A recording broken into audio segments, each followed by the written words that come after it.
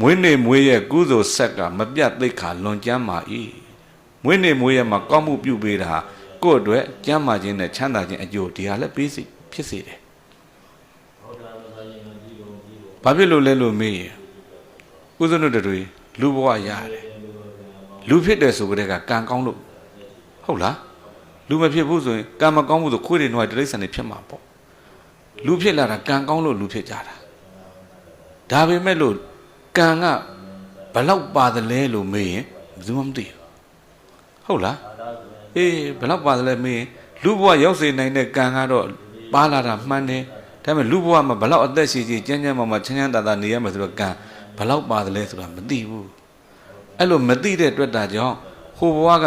လူဘဝရောက်စေနိုင်တဲ့ကံကိုယခုလူဘဝရောက်နေတဲ့အခါမှာပြစ္ဆုတ်ပံကံနဲ့ပေါင်းပြီးတော့ပေးရတာဟုတ်ပြီလားမွေးနေမွေးရဲ့ကုသိုလ်ဆက်ဆိုတာအဲ့လိုဆက်ပေးရတာအဲ့ဒါမှမပြတ်ချမ်းသာပြီးတော့မပြတ်လဲပဲကျမ်းမာတာနားလည်တယ်နော်